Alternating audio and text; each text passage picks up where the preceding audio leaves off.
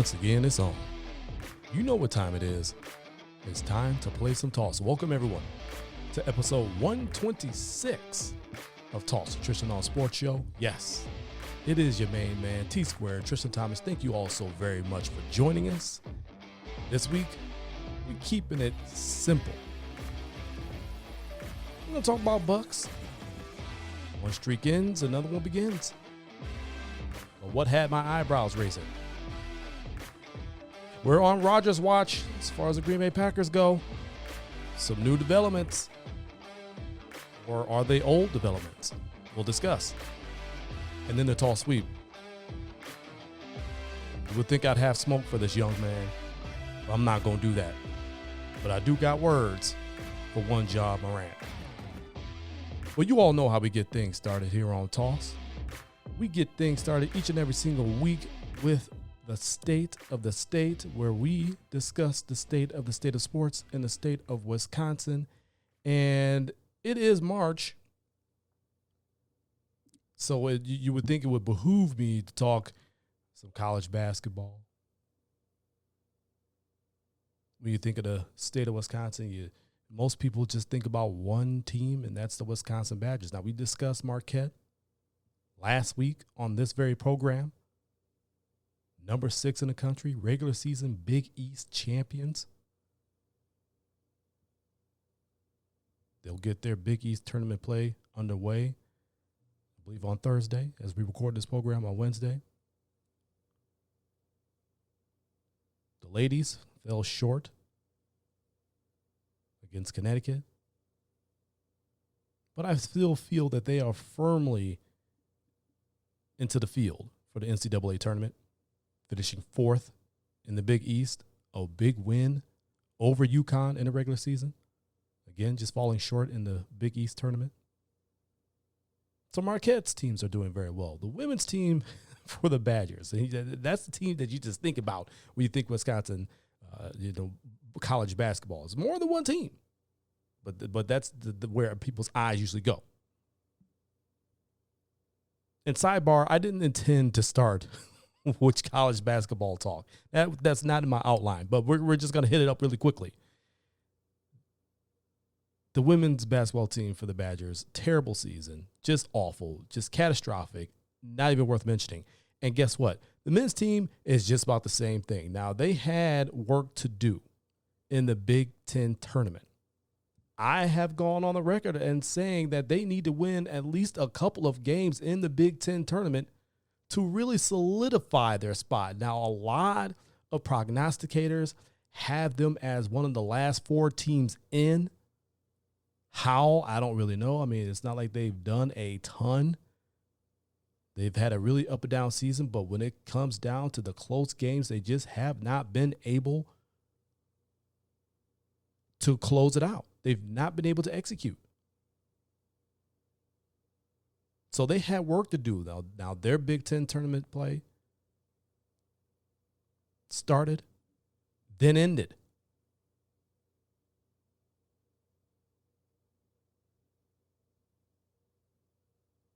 Up against Ohio State.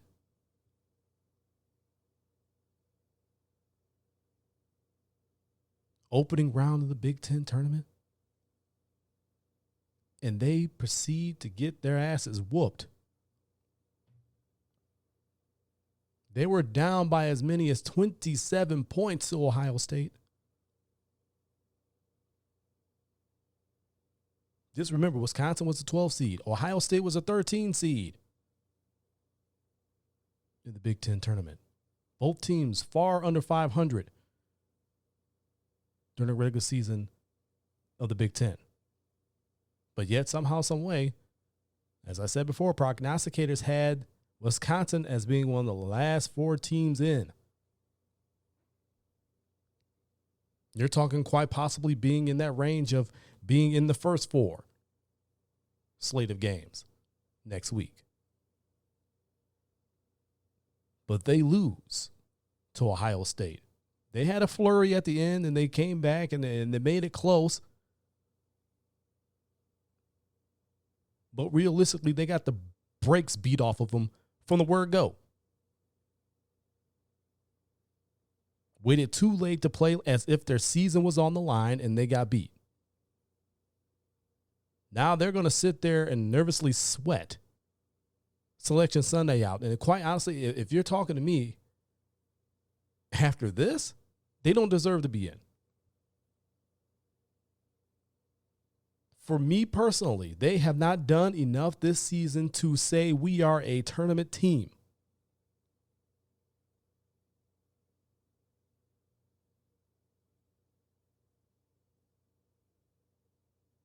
Their loss against Ohio State in the Big Ten tournament was proof positive of that. Far too many big games that they came up short in. Far too many close games they did not execute and could not pull those games out. Got off to a great start, but as they say, it's not how you start, it's how you finish. All season long, they have shown they have not been able to finish games. Got out to a great start this season, and then the wheels fell off. They still had hope because they had some good wins and that good start. But all the losses in their finish may have finished their hopes and burst their bubble for NCAA tournament berth. So that's all I'm going to talk about with the Badgers. They were just absolutely atrocious at the Big Ten tournament, one and done. Again, I felt they needed one, maybe two wins to solidify their spot. I think if most prognosticators had them as one of the last four teams in, one win would have done it. They get none. And they don't just get none. They get blown out. Again, they had that flurry to bring it closer and make it look a little bit more respectable. But if you watch that game tonight, as we record this program on a Wednesday, it wasn't even close. It was never close. Yasijan, Hepburn, forgot how to shoot. Again, they had that flurry towards the end, but overall, just an atrocious game by those two, and you needed those two to really lead this team to a win, and they just couldn't do it. So rough season for Badgers basketball, women and men's. Who knows? If another one of those bubble teams kind of slip up, hey, maybe the Badgers find themselves in, but I just do not feel they deserve it. I don't feel they've done enough to get in and should not be rewarded for mediocrity. Under 500 in conference play, barely over 500 overall, embarrassing losses, including tonight. It's not a tournament team. All right, now let's get to the actual outline of the state. And let's talk about Milwaukee Bucks. Let's talk about somebody that is displaying excellence. 47-18, that's still the best record in all of the NBA, not just the Eastern Conference, all of the NBA. They're now on a 2-game winning streak. Well, you're probably scratching your head and saying, T-Squared, how are they on a 2-game winning streak when just last week they were on a 16-game winning streak? Well, that's because that 16-game winning streak came to an end on Saturday night against the Sixers.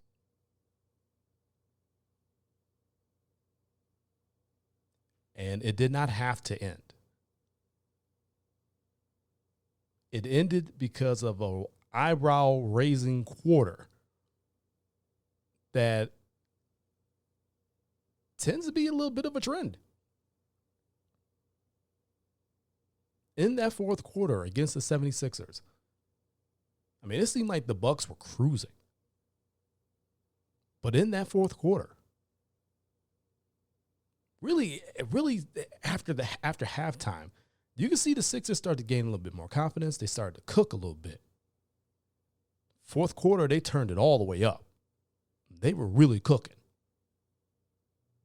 Bucks gave up 48 points in the fourth quarter, ended up losing that ball game that they were in control of for majority of the game. This isn't their first time that they've kind of struggled to close teams out. The game against the Celtics, when the Celtics were basically playing with all their reserves because Brown was out and Tatum was out and others were out, and that game went to overtime. Bucks were in control of that game. They lost control of that game in the fourth quarter, ended up having to win it in overtime, and it was still too damn close for my liking.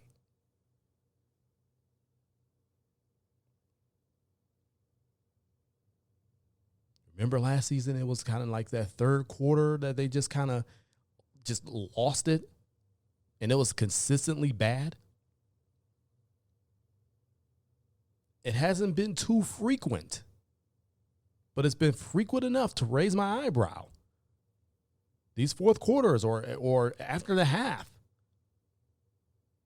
losing control of the ball game. Now, some of that credit has to go to the teams that they make adjustments, and you give them that credit. But that's not really what I'm talking about. What I'm talking about is being in control and then being out of control, having the game snatched from you.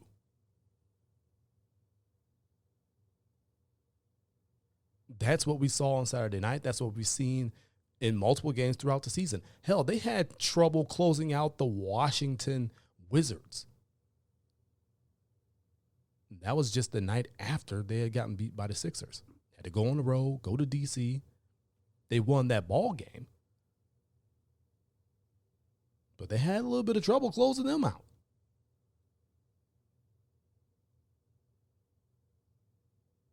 This is why you play the games. This is why every single year is so different, because you just don't know. There's always a new challenge for teams. There's always something that they have to work on, they have to get better at in order to attain their goals. Bucks can't afford to allow teams to come and snatch games from them when they're in control of it for the majority of the game.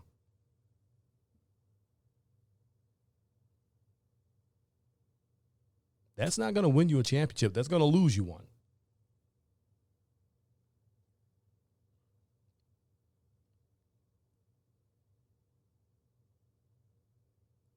But I think they know this about themselves. I think they're focusing. And they got a lot of time to get it right still.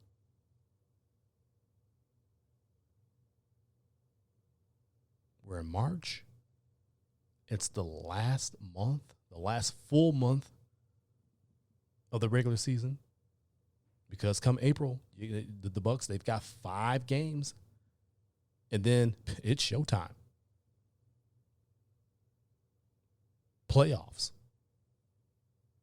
And yes, I can firmly say that I think that they're going to qualify for the playoffs. You're 47-18. You got the best record in the league.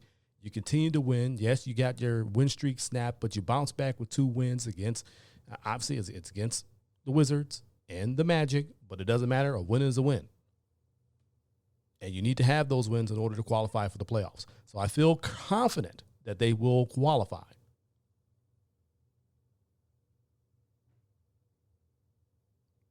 But you got to get that shored up. Because come playoff time, everything's magnified. And I don't have to say that to them. They know. They've been through the championship rigors. They know about it. But you haven't been through those battles. You haven't been through those championship battles with this iteration.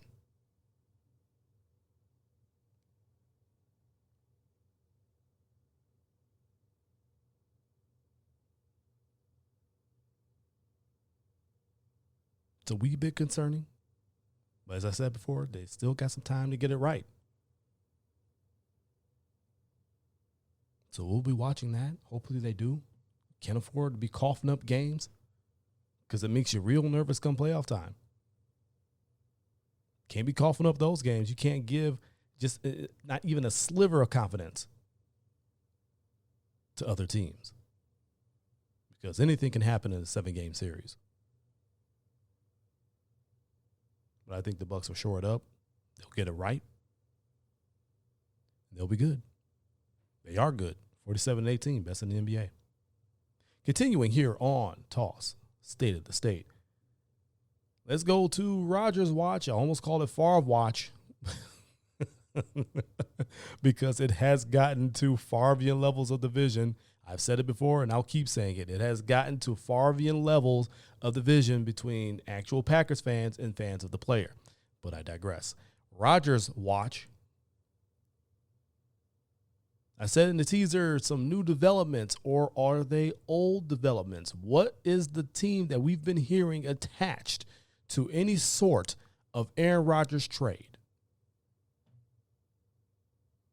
It's been the New York Jets.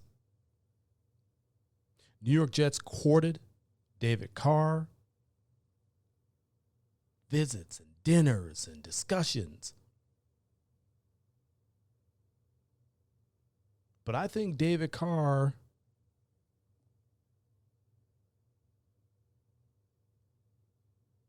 is it David or Derek?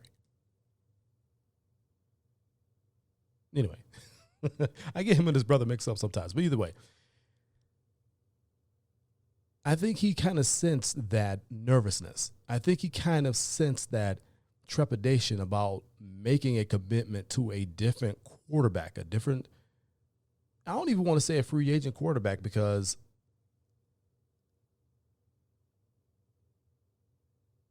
Rodgers isn't a free agent.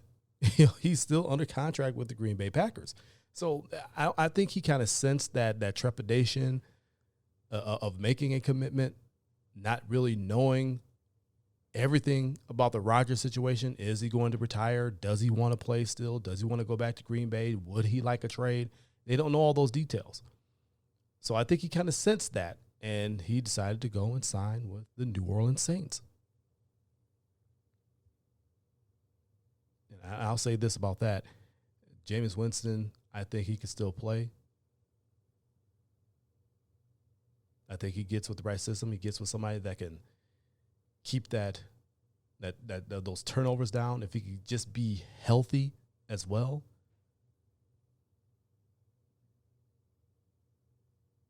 He could still play in this league.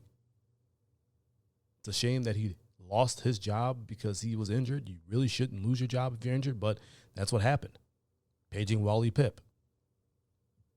But I digress. So he goes to New Orleans. Now the Jets can go all in on whatever pursuit of Aaron Rodgers they see fit. Apparently, the Packers have granted permission for the Jets to speak with him.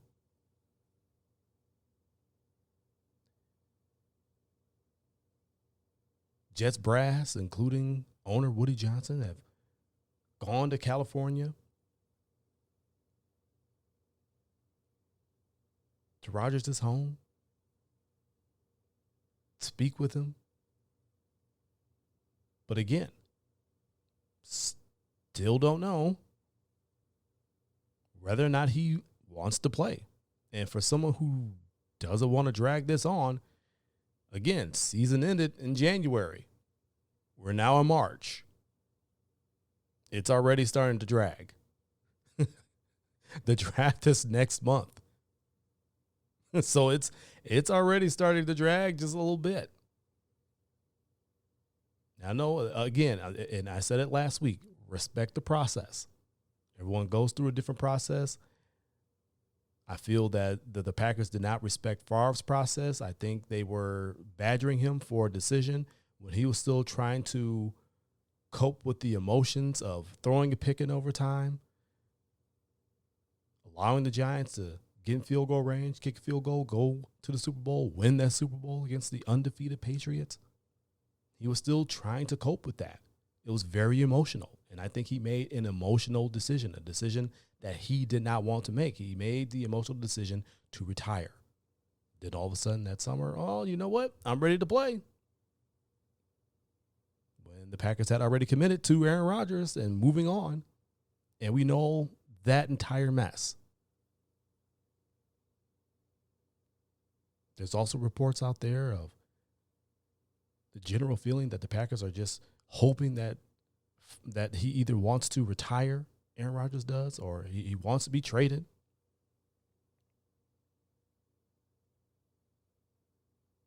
Because they're ready to go to Jordan Love.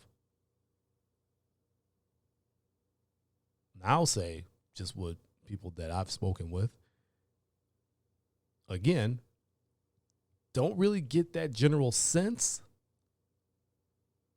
But they are prepared for all three avenues: retirement, a trade, moving on with Jordan Love.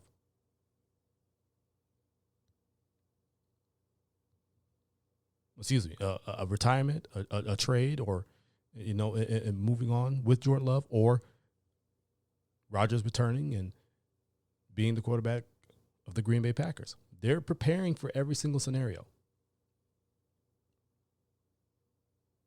But they're also preparing for the draft. They're still handling business as usual. We spoke about this last week, about the Aaron Jones restructure, about shifting money on Kenny Clark's contract. A lot of his salary is now signing bonus. Making decisions on guys that they want to resign, or that they can let go and possibly draft their successors.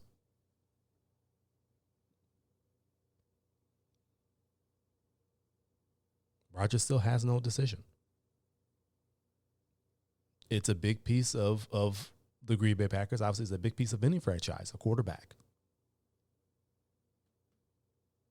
Still does not have a decision. We do not know when that decision is coming. Favre said, not Favre. Again, there we go again. This is how similar this situation is. Feel like I lived through this before, because I have. Rodgers said a decision is coming soon. He doesn't want to drag it on, but it's already dragging on, but you're trying to respect the process. I don't want him coming back if he's not fully committed to playing the type of football they need in order to get where they want to go. I don't want him making an emotional decision to retire or to even be traded. That's either going to cause a distraction, or it's just going to cause a big mess if he decides that, I want to come back. And they've already moved on with Jordan Love. I just don't want to live through that whole mess again.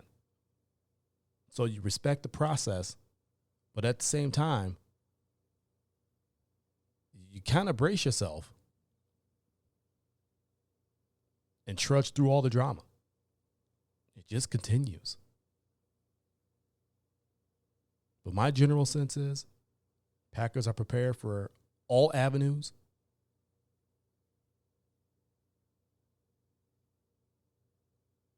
I get no sense of disgust with Aaron Rodgers within the Packers organization, again, just for people that I've spoken with.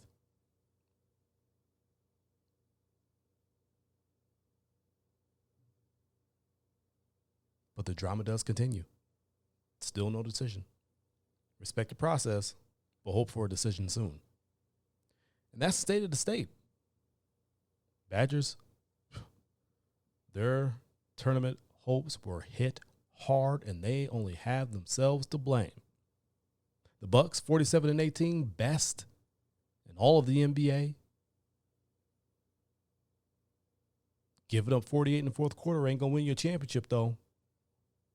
You need to shore that up and be able to close teams out. And the Packers, still on Rodgers' watch. Decision is coming. Jets flying out to California to meet with him. But yet,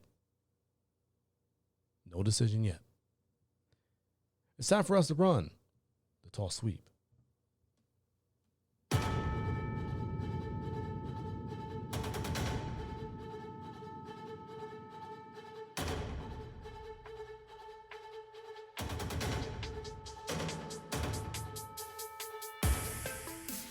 XFL got off to a wild start off the field.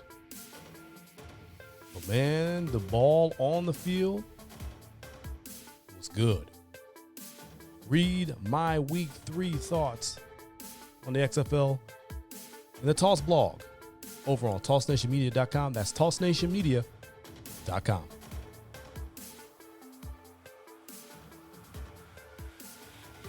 You know, when you're a parent, much like I am,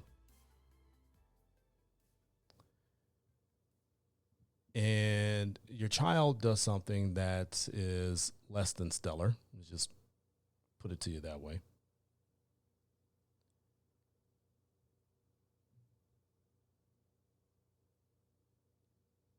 You depending on what it is, you're either furious or you're disappointed.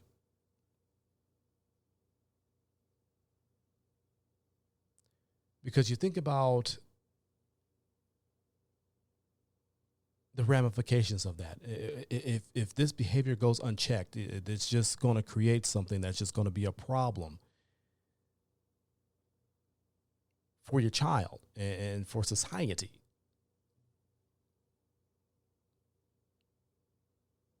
So you want to bring them in. You want to. Sometimes you just want to shake them.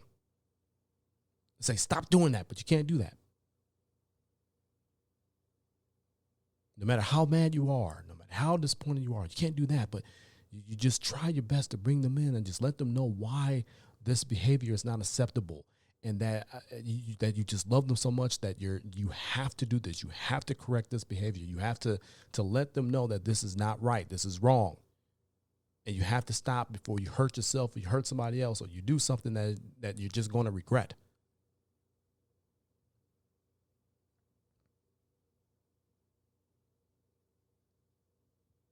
This is tenfold for me as a black man in this country. Black children.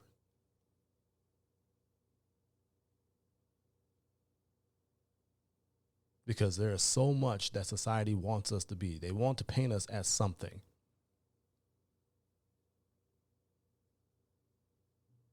And when you put yourselves in situations like that, when you paint yourself like that, just satisfying those stereotypes, satisfying the picture that's been painted.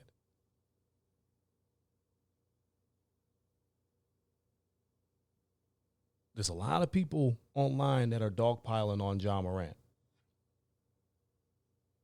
And they're making the jokes and all that. And there's a lot of people trying to give him the smoke.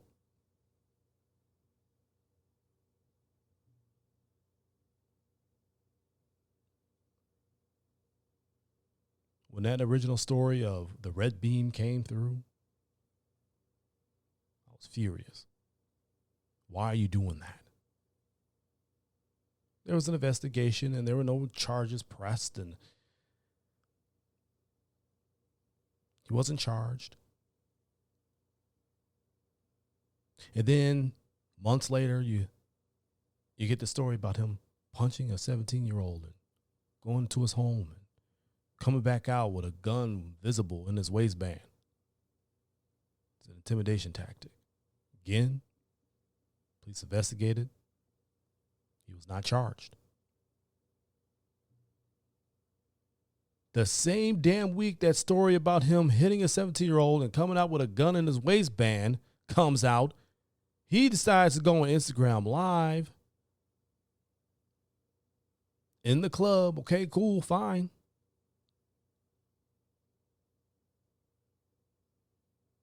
You're 23, young, in the club. Gotcha. Enjoying your time, enjoying your life as an NBA player, multi-millionaire. Enjoy your life. Do it safely. Well, he wasn't doing it safely because he's flashing a gun on his Instagram. He did that. Nobody coerced him to do that. He decided to go on his own social media channel and flash the gun. There's no allegedly about it. You clearly see it. It's clear as day. That's what he did. There's video evidence of it.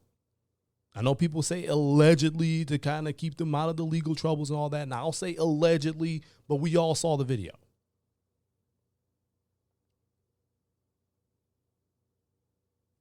When all those stories came out again, furious, but that last one just made me disappointed.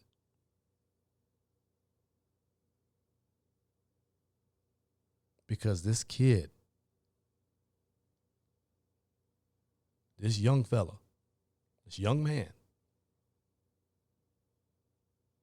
who was doing things that the young kids who aspire to be a professional athlete can only dream about at this point. You're a multi-millionaire athlete. The franchise, the Grizzlies, have given you the keys to the kingdom. You're on a good young team. You're a good young player, ascending. Nike has entrusted you with your own signature line.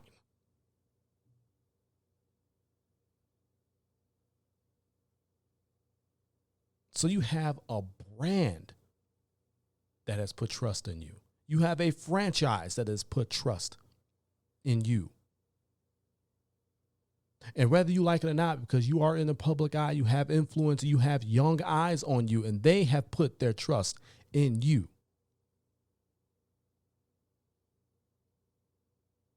And you are continuously doing these things and putting yourself in these situations that can melt all of that away. Now, there's been a story that's come out that says that Ja may be dealing with an alcohol issue. And that could be true.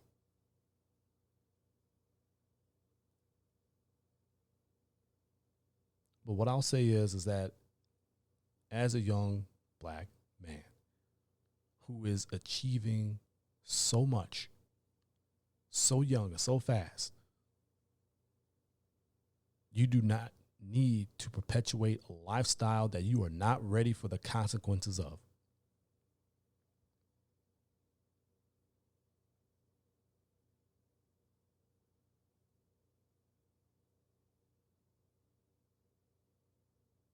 I know far too many people who are no longer with us who actually live that lifestyle.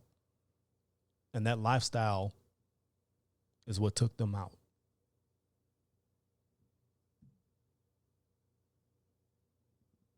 And they didn't have what you have. They don't have the millions of dollars in the bank. They don't have the all-world athlete skill. They didn't have Nike entrusting them with the signature line. They didn't have the Grizzlies entrusting them with the keys to the kingdom.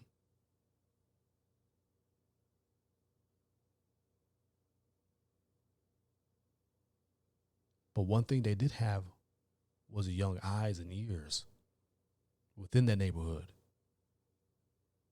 And some of those young eyes and ears are very impressionable and think that living that lifestyle is what it is. I'm a product of my environment. That's my future. That's where I want to be at.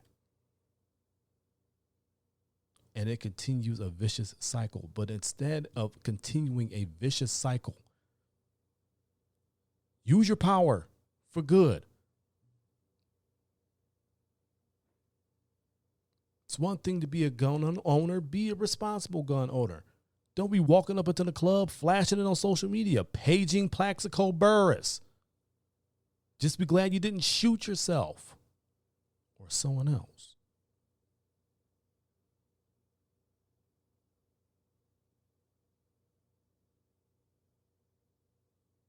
You have far too much at stake to be doing this.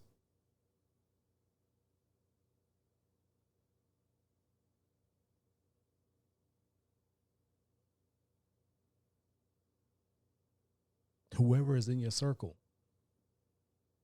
that may or may not be influencing you or that are influencing you to do that stuff, you need to cut them. Tighten up your circle before they hurt you.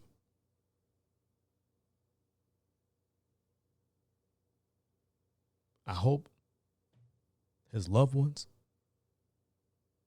are trying to get a hold of him, reach him, help uplift him, stop him from that foolishness.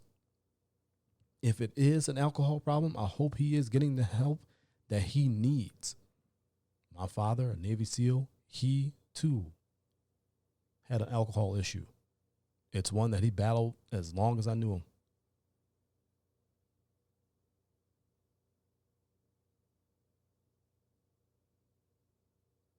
The Grizzlies have come out and announced that he's going to be away from the team for at least 4 more games. I hope this is him getting the help that he needs, coming back Forget about the basketball player. We know he's a good player. He's ascending. I hope he comes back a better person. That's my hope.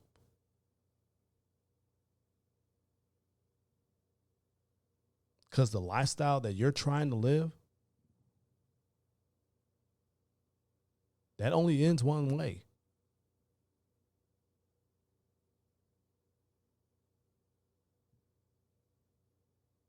And I don't think you're ready for the consequences of those actions. You have far too much at stake. You've made it. It's time for you to help others and uplift them. And not try to go back to the trenches and portray something that you're not, and you're definitely not ready for the consequences of. I hope you're getting the help that you need, and I hope you come back a better Ja. And I'll leave it at that. Well, y'all, time for me to get on up out of here. It's been T Squared, Tristan Thomas, bringing you episode 126 of Toss. You know where to find me, at the20double on Instagram and Twitter. That's at the number 2, the number 0, and the word double. I'm on Fanbase. Catch me at T Squared. That's right, at T Squared. I actually got my nickname there. Facebook.com/T on Sports Show. That's TON Sports Show is your Toss on Facebook page. We touch on a lot of things there that we don't necessarily get a chance to on this show. That's Facebook.com/T on Sports Show. That's TON Sports Show. And of course, TossNationMedia.com, your home for the Toss brand of sports. Truthful, opinionated, passionate sports. It's what you deserve. But as I said before, it's time for me to get on up out of here. This is T Squared, Tristan Thomas, reminding all of you to keep it moving forward. Always forward. Forward always. Until next week, so long from Toss.